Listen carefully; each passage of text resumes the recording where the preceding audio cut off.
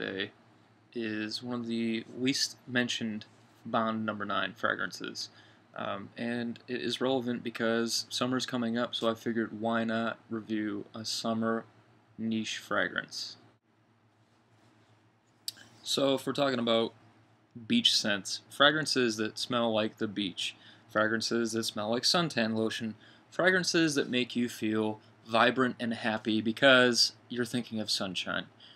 We're talking about Fire Island here. It smells exactly like suntan lotion. The notes in this fragrance are neroli, cardamom, white musk, tuberose, and patchouli. The fragrance comes in two sizes, 50 ml and 100 ml, and it's going to cost you anywhere between $180 and $250. That is for retail.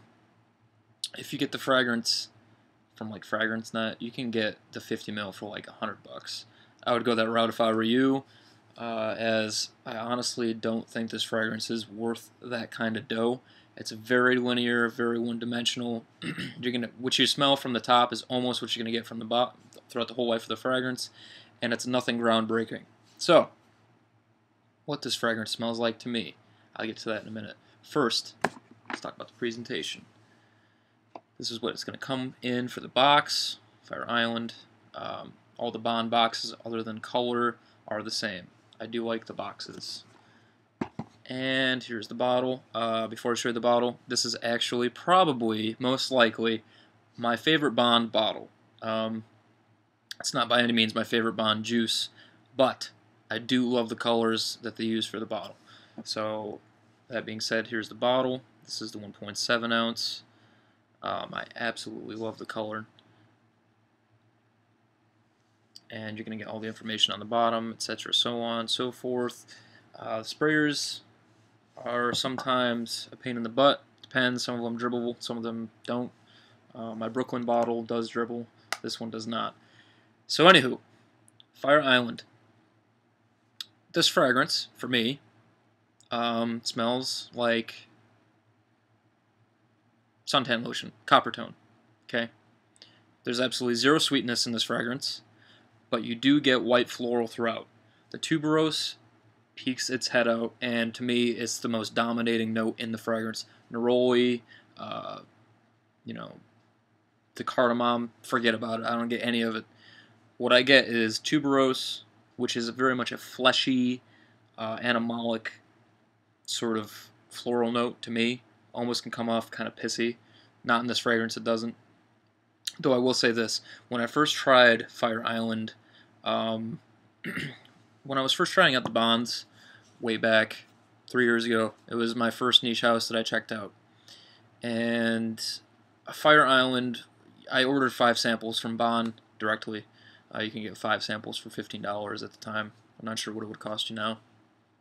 And Fire Island was in the top 5 that I wanted to try. Is actually the one that I wanted to enjoy the most because at the time I was into fresh scents and blah blah blah. Anyways, Fire Island, just by the look of the bottle, I wanted to like that one the most. I wanted that to be my favorite. I wanted it to, be my first Bond bottle, my first niche fragrance.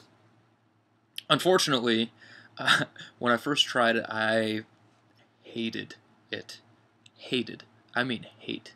I scrubbed it off immediately after like 5 or 10 minutes of wearing it because the tuberose was very dominant. It was taking over the whole scent, and I think like the musk was coming out too, and it smelled like cat pee, to me anyways.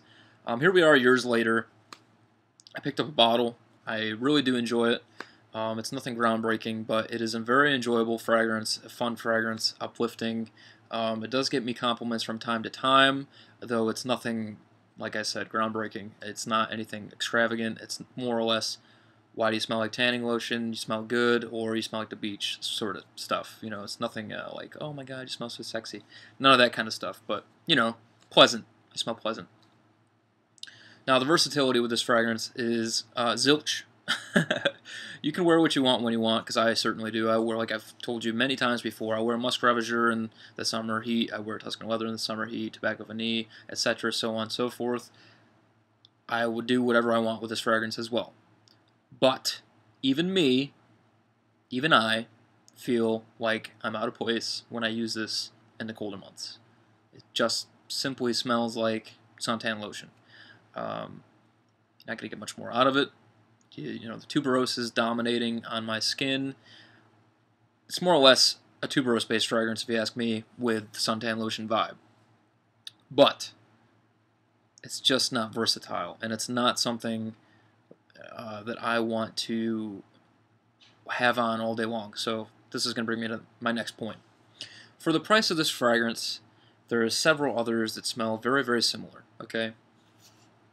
And there's better choices, too. I'm not going to lie to you in this review just because I own it. There's better choices, and there's fragrances that smell similar for a cheaper price. So first and foremost, the reason why I chose Fire Island over the other options is because of longevity and projection. But I'm actually seeing now that I don't like that about the fragrance, because this scent lasts on me 8 to 10 hours, and it projects like a beast. Thing of it is, I get bored and over it at the 4-hour mark. I don't want to smell like this for more than 4 to 6 hours. I'm over it. I'm done with it. I want to have fun with the fragrance, and then typically I wear it for a day scent. So, day at the beach, nice day hiking, summer or spring day hiking. Sun's out. You're outside. You're drinking a beer or two with your buddies, hanging out on the beach, etc. So on and so forth. After that, I want to bust out my night fragrances. You know how much I like my gourmands and my resinous and, you know, foodie other type of fragrances that are much more pungent, much more sweet. This is more or less just a daytime scent to me, and for something that's going to only last 4 to 6 hours. I'm talking, you know, picnics outside, hiking, beach time, whatever. Okay, other than that, I don't want to smell like it. The alternatives to this, well, we've got a few. CB I Hate Perfume at the Beach 1966 is my first recommendation. It's much cheaper, and it will only last about 4 to 6 hours. At least that's how long it lasts on my skin, which is exactly what I look for. The reason for that is CB I Hate Perfumes claims that they do not use perfumer's alcohol. Everything is based, all their ingredients are put into water. So that being said, it does not last or project as much. That being said, CB I Hate Perfumes at the Beach 1966 does project well on me, and you know, I do like 4 to 6 sprays of it, and it's good. Longevity is 4 to 6 hours, exactly what I'm looking for. It has the same vibe, only the main difference is this is more tuberose. The other one's got some other white florals going on, but this is just way more pungent and just lasts a heck of a lot longer. The other option is Bronze Goddess, which sadly I think you can only get at certain times of the year, so you have to look out for that. It smells essentially almost identical for a cheaper price, and I believe that it's an eau de parfum, so it's going to last and project just as long as Fire Island. That being said, if you're going to ask me what kind of beach scent I would go for, whether if I'd go for Fire Island or like Virgin Island Water or even like Coney Island from Bond Number 9, I'm going to choose all those over this, to be perfectly frank. I can't really complain about the scent. It is what it is. It is a suntan lotion, a beach scent. It's done well. Projects, it lasts. Price point, though, I would make the complaint about the price point because it's just not complex enough for the price they're asking. You know, the thing I don't understand about any of the niche houses is they have the same price tag on everything or higher. So say you have Bond Number 9's Fire Island going up against Bond Number 9 Silver Factory, which is, by the way, my favorite Bond fragrance, so I'm going to be a little biased here, but it is literally their most complex offering.